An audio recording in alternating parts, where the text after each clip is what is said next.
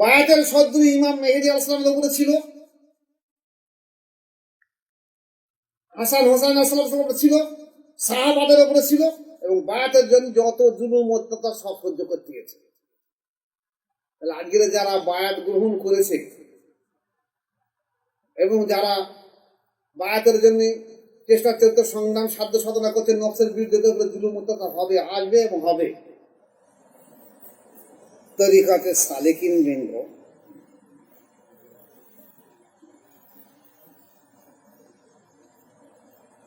আজকের একটা বিশেষ জিনিস আপনাদের সামনে আলোচনা করে দিয়ে দেই।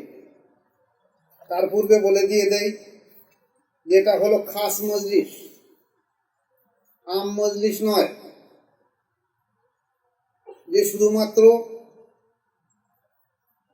যারা শ্রোতা তারা ব্রেন দিয়ে বক্তার বক্তব্য, আলেম মাশায়েখদের বক্তব্যগুলো ব্রেন দিয়ে শুনবে, এটা নয়। এটা তরিকার মজলিস। এখানে প্রত্যেকের সবকে খেয়াল রেখে দেবে, যার যেখানে সবক সেখানে খেয়াল রেখে দেবে। এই মজলিসগুলো হলো খাস মজলিস, আল্লাহ প্রদত্ত রহমতের মজলিস। মুর্শিদের মাধ্যম দিয়ে, মুর্শিদের কাছ থেকে আর্থিক ফায়েজ প্রত্যেকটা মুরিদের দিকে পৌঁছে যাবে যদি সে সবকে পরিপূর্ণভাবে খেয়াল রেখে দেয়। তাই খেয়াল ছাড়া এই মজলিসে বসা মানে বেকার হবে। কোনো মজলিসে বসা বেকার হবে, বিশেষ করে আমাদের মজলিস তো কিছুই হবে না। তাই আমি বিশেষভাবে আপনাদেরকে অনুরোধ রাখছি, আপনারা সবকে পরিপূর্ণভাবে খেয়াল রাখেন। আজকের আসুন, একটা ইউটিউবে আমি আপনাদের সামনে আলোচনা করেছিলাম যে বায়াতের সেকাল এবং একাল। এই সময়কার বায়াতের সঙ্গে বর্তমান বায়াতের অবস্থাটা কেমন। এখন আজকে থাকবে বায়াতে, তো সেকাল একাল তো চলে গেছে। বর্তমান বায়াতের সঙ্গে ভবিষ্যৎটা কি হবে? বায়াতে কি ভবিষ্যৎ থাকবে না? থাকবে না। আজ যেসব বড় বড় বড় আলেম ওলামা, কারুর নামের পাশে বড় বড় সার্টিফিকেট আছে, হাফেজ, কারি, মাওলানা, মুফতি, সাইফুল হাদিস, হ্যান ত্যান, তারা পরিষ্কার বলে দিতে বায়াতের প্রয়োজন নেই, সরাসরি আল্লাহ পাকের সঙ্গে সম্পর্ক স্থাপন করো। একদম ভুল বাতিলের উপরে দাঁড়িয়ে রয়েছে। কেতাব পত্র পড়িনি, ওরা যা পড়েছে দার্সে যতটুকু প্রয়োজন লেগেছে, পড়ার জীবনে যতটা সার্টিফিকেট জন্য, পাস করার জন্য যতটুকু পড়া অতটুকু পড়েছে, ইনি আর গবেষণা করেন।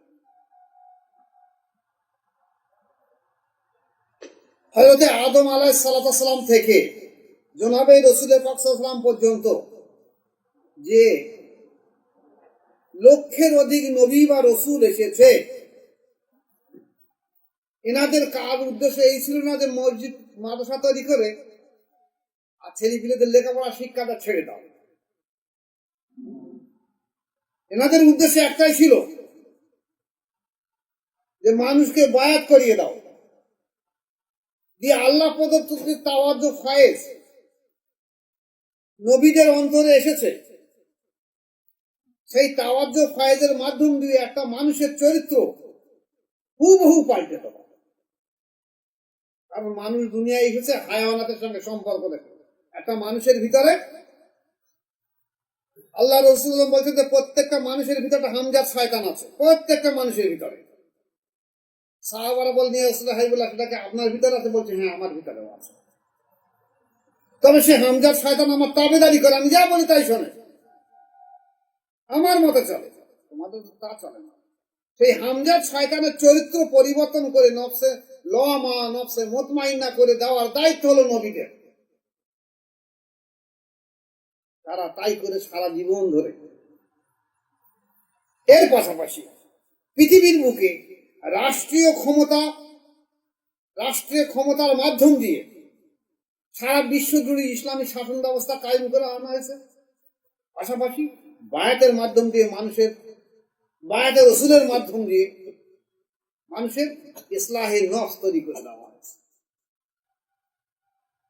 আজকের ইসলাহে নফস উঠে গেছে, আসছি আলোচনা গিয়ে আজকের মাদ্রাসার শিক্ষা এসে গেছে, ইসলাহি নফস উঠে গেছে। একটা মানুষের মুমিনের সঙ্গে একটা সাধারণ মানুষের পার্থক্য আছে। বলা হয়েছে বিসমিল্লাহির রহমানির রহিম ইন্নাল মুমিনুনা আল্লাযী ইযা যুকিরাল্লাহু ওয়াজিলাত কুলুবুহুম। মুমিন ওই ব্যক্তি যার সামনে আল্লাহর কালাম, আল্লাহ স্মরণ করা, জিকির করার সঙ্গে সঙ্গে তার কল্প কাঁপতে থাকে।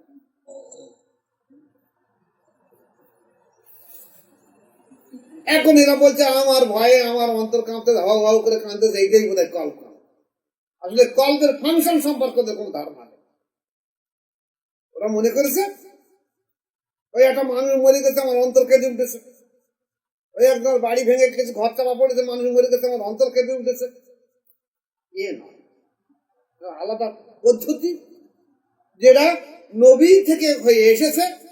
সাহাবা, তাবিন, তাবে তাবিন, আয়েমাই, মুস্তাহিদিন, বুজুর্গরা দিনগণ যেটা করেছে, যে মানুষের বায়াতের মাধ্যম দিয়ে মুর্দা দিন অন্তর জিন্দা করে দিয়েছে, যেখানে জারি করে দিয়েছে।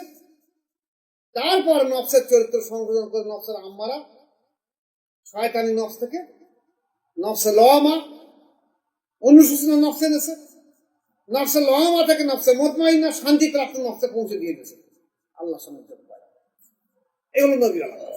নবীওয়ালা কাজ এই নয় বড় একটা তদবিলে ঘোরা, রাস্তাঘাটে ঘোরা, একেবারে এক চিল্লা, দু চিল্লা, তিন চিল্লাটা নবীওয়ালা কাজ নয়। নবীওয়ালা কাজ এই নয় যে মাদ্রাসা, বড় বড় মাদ্রাসা করে শুধু এলেম শিক্ষা দেওয়া। যে মাদ্রাসায় এলেমের শিক্ষা দেওয়া হয় সেই মাদ্রাসায় লাওয়াতা তো তৈরি হয়, এমনও প্রমাণ। তাহলে মাদ্রাসায় করা হবে না, মাদ্রাসা করতে হবে। আমাদের শরিয়াতের শিক্ষা মুছে যাবে। শরিয়াতের শিক্ষার মাধ্যম দিয়ে মানুষের মুখ্য উদ্দেশ্য থাকবে মানুষের ইসলাহি নফসের চরিত্র সংশোধন করে দেবে, যেটা জনাবে রাসূল পাক সাল্লাল্লাহু আলাইহি ওয়াসাল্লাম রাষ্ট্রীয় ক্ষমতার মাধ্যম দিয়ে সমস্ত কর্তৃত্বের দায়িত্ব নিয়েছে। এবং ইসলাহের রাসূল পাক সাল্লাল্লাহু আলাইহি ওয়াসাল্লাম বায়াতের মাধ্যম দিয়ে সাহাবাদেরকে আমাদের অন্তর চরিত্র পরিবর্তন করে দিয়ে, তাই তারা হয়েছে, তাদেরকে বলা হয়েছে আসাবিকা নুজুমি বিআইনি ইক্তাদাইতুম ইহতাদাইতুম। তারা আকাশের নক্ষত্র সমতুল্য আল্লাহ রাসূল সাল্লাল্লাহু আলাইহি ওয়াসাল্লাম বলে গেছে। কোন মাদ্রাসার হাফেজ, কারি, মাওলানা, মুফতিদের বলা হয়নি যে বড় বড় শাইখুল হাদিস, মুহাদ্দিস তারা আকাশের নক্ষত্র সমতুল্য। বলা হয়েছে আমার সাহাবারা যারা আত্মসমর্পণের মাধ্যম দিয়ে অন্তঃশুদ্ধ তাজকিয়া নফস করেছে, তাদের বলা হচ্ছে আকাশের নক্ষত্র সমতুল্য। এই পদ্ধতির মাধ্যমে না আসে মানুষ পথভ্রষ্ট, গোমরাহি হিসেবে ধ্বংস হয়ে যাবে। ও যত বড় হাফেজ হও, কারি হও, মাওলানা আর মুফতি হও, যত বড় গলাবাজারি হোক, আর যে যত সুর করে কেরাত গজল বলো, আর যে যত যুক্তি বিজ্ঞান দাও, অন্তর জিকির জারি না হয়েছে, নফসের চরিত্র সংশোধন না আসবে, সব তুমি ধ্বংস হয়ে যাবে, পথভ্রষ্ট হয়ে যাবে, গোমরাহি হয়ে যাবে। তোমার কোনো ইহকাল পরকাল থেকে থাকবে না, পয়সা কিছু হতে পারে, আর কিছু হবে। আসুন আলোচনা অন্যদিকে সরে যায় অনেকটা, আমি যেটা চিন্তা ভাবনা করি সেটা প্রতিবন্ধী সরে যাবে। আজ আসুন রাসূল পাক সাল্লাল্লাহু আলাইহি ওয়াসাল্লামের জামানায় বায়াত ছিল। উনি বায়াতের মাধ্যম দিয়ে মানুষকে পথহারা, পথভ্রষ্ট, গুমরাহি, তার আগে যে ঈসাই, মুসাই, দাউদ আলাইহিস সালামের যে অনুসারী ছিল, তারা আবার পথভ্রষ্ট হয়ে গেলে তাদেরকে আবার ডেকে ডেকে এনে আবার বায়াতের মাধ্যম দিয়ে তাদের চরিত্র। এই বায়াতের মাধ্যম দিয়ে রাসূল পাক সাল্লাল্লাহু আলাইহি ওয়াসাল্লাম দুটো জিনিস ছিল, একটা হলো রাষ্ট্রীয় বায়াত, আর একটা হলো অন্তঃশুদ্ধ তাজকিয়ার বায়াত। দুরকম বায়াত ছিল হুজুর পাক সাল্লাল্লাহু আলাইহি ওয়াসাল্লামের কাছে। ভালো কথা খেয়াল করেন। হুজুর পাক সাল্লাল্লাহু আলাইহি ওয়াসাল্লামের বক্তব্য দেখা যাচ্ছে, উনি বলেছেন যে এই রাষ্ট্রীয় বায়াত 28 থেকে 30 বছরের মধ্যে থাকবে, এরপরে রাষ্ট্রীয় বায়াত বাতিল হবে। কিন্তু মাওলা আলী আলাইহিস সালামকে উনি বলেছিলেন যে আমি যে জ্ঞানের শহর, তার দরজা হলো আলী আলাইহিস সালাম, তাহলে তাঁর সেই জ্ঞানের বহিঃপ্রকাশ ঘটবে কোন হবে। তাই দেখা গেছে যে হুজুর পাক সাল্লাল্লাহু আলাইহি ওয়াসাল্লামের পরে হযরত আবু বকর সিদ্দিক রাদিয়াল্লাহু আনহু খলিফা হলেন, তারপরে ওমর রাদিয়াল্লাহু আনহু খলিফা হলেন, তারপর ওসমান রাদিয়াল্লাহু আনহু খলিফা হলেন, তারপর আলী আলাইহিস সালাম খেলাফত করলেন। এই আলী আসসালাম খেলাফতের পরে খেলাফত নিয়ে একটা দ্বন্দ্ব, ব্যাপক দ্বন্দ্ব, ইতিহাসটা বড়, অতদিন যাবো না, যদি পারি আগামী সপ্তাহে পর সপ্তাহে আলোচনা করে দিয়ে দেবো। তখন মুআবিয়া রাদিয়াল্লাহু আনহু সম্পর্কে দ্বন্দ্ব, উনি চাইলেন যে খেলাফতটা আমার কাছে আসুক, তারপর উনি কিন্তু হাসান রাদিয়াল্লাহু আনহুকে খেলাফত দিয়ে দেন। আলী আসসালামের পরে হাসান আলাইহিস সালাম খেলাফত পেলেন। এখন উনি একটা নিরীহ শান্তপ্রিয় মানুষ, দুনিয়ার ঝঞ্ঝাটের মধ্যে। মুআবিয়া রাদিয়াল্লাহু আনহু যখন বিরোধিতা করলো খেলাফত নিয়ে, তখন উনি মুআবিয়া রাদিয়াল্লাহু আনহুকে চুক্তির মাধ্যম দিয়ে আসলেন যে আমি খেলাফত আপনাকে হ্যান্ড ওভার করে দিচ্ছি, ঠিক আছে, আমি যাকে তো খলিফা হবো, ঠিক আছে, 6 মাস পরে আপনি হ্যান্ড ওভার করে খেলাফতটা আমাকে দিয়ে দেবেন, চুক্তির মাধ্যমে। তো এই যে হাসান আলাইহিস সালামের জামানা পর্যন্ত দেখা গেছে খেলাফতের জামানা শেষ হয়ে গেছে। সেই সময় মুআবিয়া রাদিয়াল্লাহু আনহু এবং চিন্তা করলেন যে যদি হাসান আলাইহিস সালামের কাছে আমি ফের খেলাফত ফিরিয়ে দিয়ে দিই 6 মাস পরে, তাহলে আমার ছেলে আর খলিফা হতে পারবে না। চক্রান্ত করে হাসান আলাইহিস সালামকে 6 মাসের মধ্যে 20 পর আগে হত্যা করা হলো। খেলাফত আর তাহলে এবারে দাবিদার হলো খলিফাকে হোসেন আলাইহিস সালাম, কিন্তু খেলাফত দেওয়া হবে না। উনি খেলাফত প্রত্যাবর্তন করলেন কার কাছে? ওনার ছেলে এজিদের কাছে। দ্বন্দ্ব এখান থেকে শুরু হলো। খেলাফতের রাষ্ট্রীয় খেলাফত হাসান আসলাম পর্যন্ত শেষ। এইবার আসতেছে যখন এজিদ খেলাফত পেল, কারণ হুজুর পাক সাল্লাল্লাহু আলাইহি ওয়াসাল্লাম একটা হাদিস আছে যে ওনার ইন্তেকালের পরে বায়াতে রসুল বন্ধ হয়ে যাবে। বায়াতে রসুল বন্ধ হয়ে যাবে। বায়াতে তরিকাত বা খেলাফত থেকে থাকে। যার জন্য আবু বকর সিদ্দিক রাদিয়াল্লাহু আনহু একদিকে যেমন উনি করেছেন কি রাষ্ট্রীয় বায়াত করেছেন, অন্যদিকে তরিকার মানুষের নফসের চরিত্র করার জন্য বায়াত করেছেন। ওমর রাদিয়াল্লাহু আনহু তদ্রুপ, ওসমান রাদিয়াল্লাহু আনহু তদ্রুপ, আলী আলাইহিস সালাম তদ্রুপ, তারপর হাসান আলাইহিস সালাম তদ্রুপ করেছে। কিন্তু মুআবিয়া বা এজিদ পিরিয়ডে রাষ্ট্রটা থাকলো না। ওরা রাষ্ট্রীয় বায়াতের জন্য ওরা চেয়েছে যে রাষ্ট্রীয় বায়াত আমাদের দায়িত্ব থাকবে। ওরা যখন এই বায়াতে ইসলাহ চিন্তা ভাবনা করলো, তখন হোসেন আলাইহিস সালাম প্রতিবাদ করলো যে না, এটা হবে না। কারণ হুজুর পাক সাল্লাল্লাহু আলাইহি ওয়াসাল্লাম বলে গেছেন, দেখো আমার উম্মতের ভিতরে খেলাফতই চলবে কি হিসাবে? সব থেকে উত্তম ব্যক্তিগুলো এক জায়গায় বসে পরামর্শ করে একজন খলিফা নির্বাচিত করবে।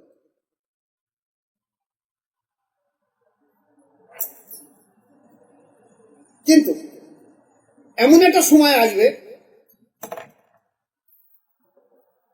উমাইয়া খলিফার মধ্যে এজিদ বলে একজন ব্যক্তি থাকবে, সে এই রেসালাতটাকে বন্ধ করে দিয়ে দেবে। সে চাবে না যে এই পদ্ধতির মাধ্যমে খেলাফত হবে, সে ধ্বংস করে দেবে এই পদ্ধতি। ঘটলো তাই। এখন এজিদ খলিফা হবার সঙ্গে সঙ্গে, রাষ্ট্রীয় ক্ষমতা পাওয়ার সঙ্গে সঙ্গে উনি চিন্তা করলেন যে মানুষ তখন হুসাইন আলাইহিস সালাম কাছে চলে যাচ্ছে বায়াতে ইসলামের জন্য।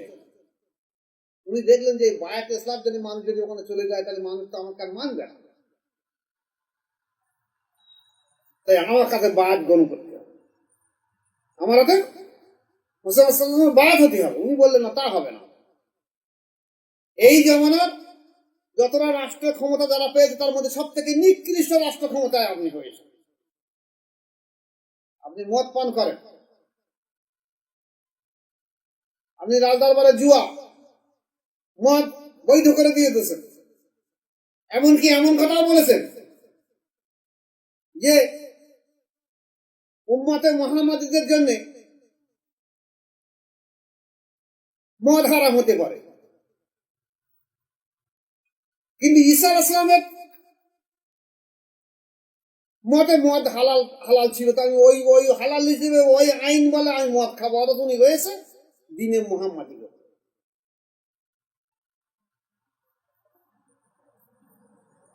এই হিসেবে উনি যত অবৈধ কাজ সব করতে লাগলেন, বিরোধিতা আসলো।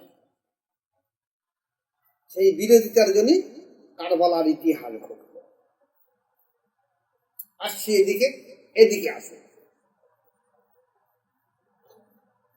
হযরত আলী আলাইহিস সালামের, উনি রাষ্ট্রীয় ক্ষমতা পাওয়ার সঙ্গে সঙ্গে রাষ্ট্রীয় ক্ষমতার যেমন বায়াত করিয়েছেন, তেমনি তরিকাতেরও নফসে ইসলামও বায়াত করেছেন। এবং ওনার দুটো ছেলে হাসান আর হোসাইন আলাইহিস সালাম, দুই ভাইকে এই তরিকাতের উনি খেলাফত দিয়েছেন। যার জন্য অনেক সেরা শরীফে দেখা যাবে যে আলী আলাইহিস সালামের পরে হাসান নামে এসছেন, অনেক সেরা দেখা যাবে আলী আলাইহিস সালামের পরে হোসেন আলাইহিস সালামের নামে। তাহলে দুজনকে তরিকাতের মাশায়েখ উপযুক্ত করে নিযুক্ত করেছেন বলে বাধ্য দুটো সেরা দুরকম ভাবে নাম এসেছে। এমন আলী আলাইহিস সালামের কাছে এই তরিকার জন্য হাসান বসরি রহমতুল্লাহ আলাইহি বায়াত গ্রহণ করেছেন, ওয়াইস কুরনি রহমতুল্লাহ আলাইহি উনি বায়াত করেছেন।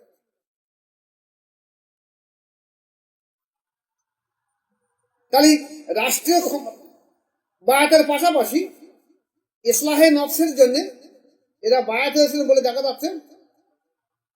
ওয়াইস কুরনি রহমতুল্লাহ আলাইহি সিলসিলা বরাবরে একটা ওয়াইসি তরিকা বলে একটা তরিকা প্রদান করেছেন। উনিও খেলাফত করেছেন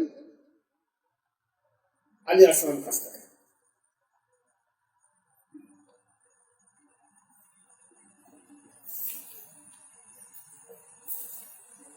এবার আসুন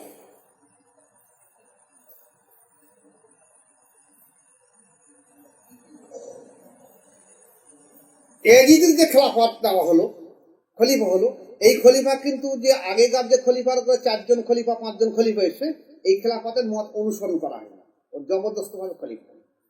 এই খেলাফতের সময় যখন হুসাইন আলাইহিস সালাম বিরোধিতা করলো, তখন সেই সময় দেখা যাচ্ছে কুফা থেকে একদল মানুষ দাওয়াত দিয়েছেন যে আপনি এখানে আসুন, আমরা আপনার কাছে বায়াত গ্রহণ করবো। আমরা এজিদের কাছে রাষ্ট্রীয় বায়াত হতে পারে, কিন্তু ইসলাহে নফসের জন্য বায়াত গ্রহণ করবো।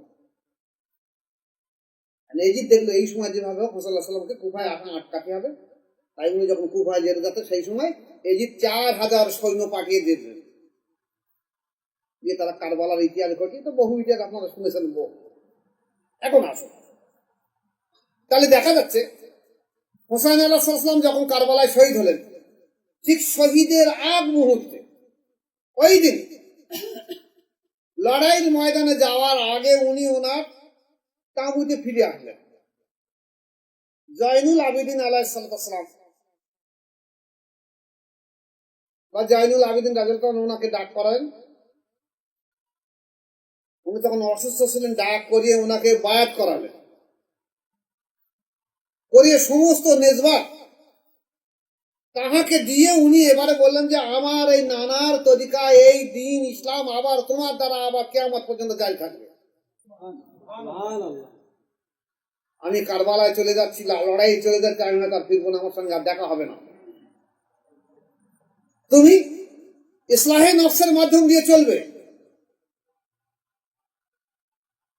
তুমি যদি রাষ্ট্র ক্ষমতা পাওয়ার জন্য চেষ্টা করো, তাহলে দেখা যাবে এজিদের নর পশু আবার তোমার বিরোধিতা করবে ব্যাপক।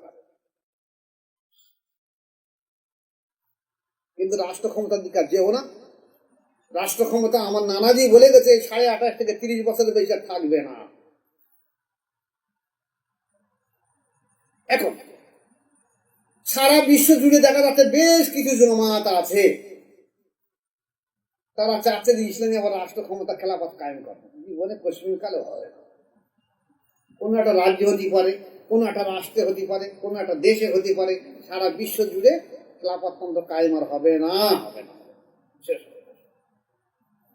তাহলে কি বিশ্ব জুড়ে ইসলামী খেলাফত তন্ত্র আসবে না? হ্যাঁ আসবে ইনশাআল্লাহ। এও রাসূলুল্লাহ সাল্লাল্লাহু আলাইহি ওয়াসাল্লাম হাদিস আছে, অবশ্যই আসবে ইসলাম। এই বায়াত বন্ধ হবে না। চলতে থাকবে, জারি থাকবে।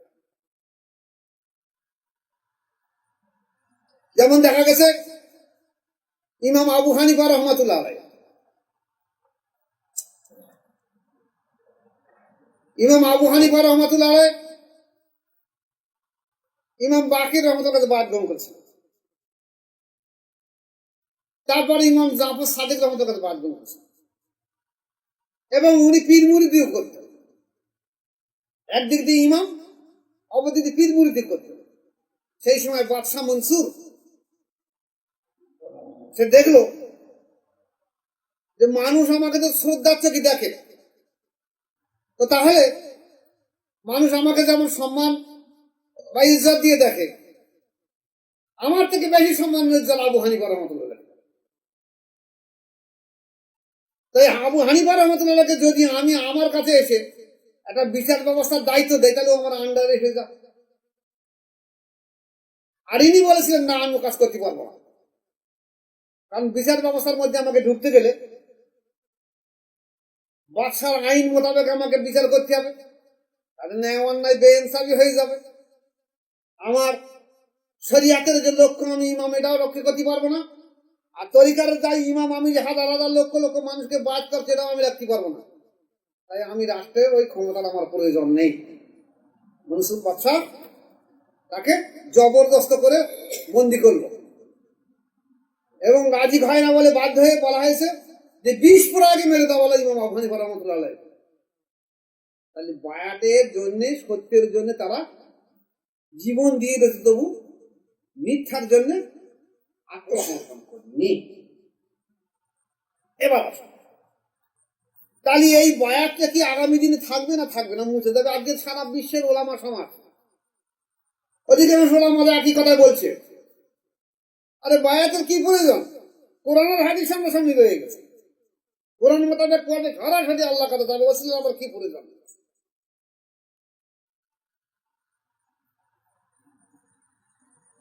একদম ভুল আকীদার উপরে দাঁড়িয়ে।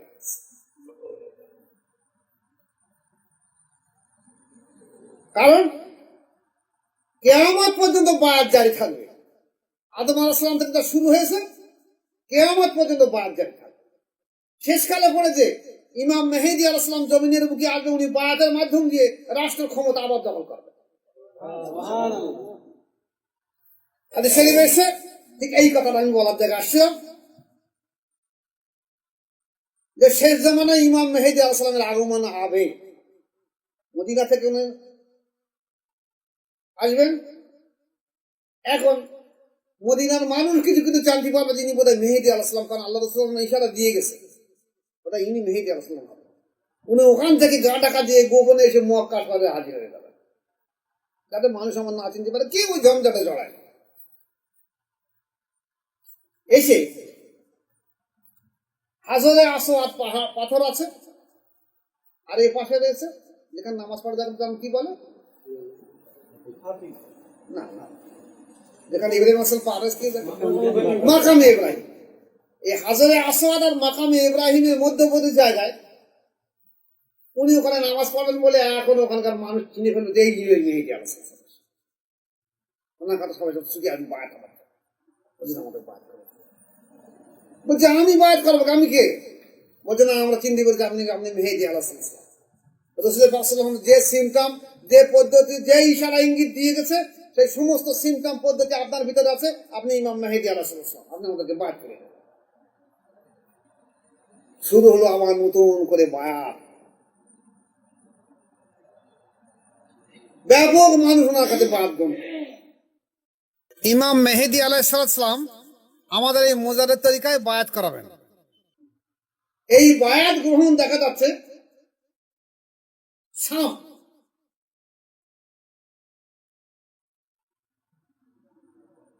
শাম, বর্তমানে সিরিয়া নাম হয়েছে, আর ইসরায়েল থেকে তারা সৈন্য পাঠিয়ে দিয়ে দিয়েছে কিসের জন্য? বায়াতের বিরোধিতা করার জন্য। মানে আজকের বিরোধিতা নয়, অতীতের বিরোধিতা। আমি বলেছি যে বায়াতের সেকালে একাল, তো সেকালে বায়াতের বিরোধিতা এসছে, বর্তমানে বিরোধিতা আসছে, আগামীতেও বিরোধিতা আসবে। মেহেদী আলাইহিস সালামের এই বায়াতকে বন্ধ করার জন্য শাম বা সিরিয়া থেকে আর ইসরায়েল থেকে, বর্তমানে ইসরায়েল রাষ্ট্র থেকে সৈন্য পাঠানো হবে, যাও ওখানে লড়াই করো। কিন্তু আল্লাহ পাকের ইচ্ছা দ্বীনে মুহাম্মাদি জিন্দা হবে বায়াতের মাধ্যম দিয়ে। তাই মক্কা আর মদিনার মধ্যবর্তী জায়গা বাইরা বলে একটা জায়গা আছে, সেই জায়গা আসার সঙ্গে সঙ্গে আল্লাহর গজব নামাজ নেমে এসে যাবে, জমিন ধসে গিয়ে ওরা জমিনের মধ্যে ঢুকে পড়বে, ধ্বংস হয়ে যাবে। কারণ বায়াতের মাধ্যমে দিন জিন্দা করতে হবে। এবারে দুই শয়তান তো গেল, পরবর্তী আসবে মক্কা থেকে।